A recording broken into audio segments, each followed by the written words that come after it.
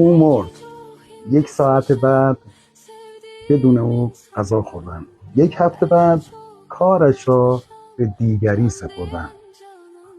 1 ماه بعد ماشینش را فروختن و 1 سال بعد مال و اموالش را تقسیم کردن و خودش را هم فراموش کردن.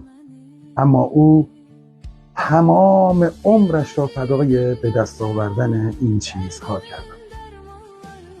قصه چی رو میخوریم؟ تهش هممون رفتنی هستیم و برای خریدن سنگ قبرمونم میرن چونه میزنن تا تخفیف بگیرن.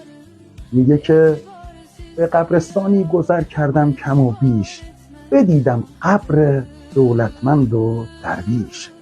نه درویش بی کفن در خاک رفته، نه دولتمند برده 1 کفن بیش.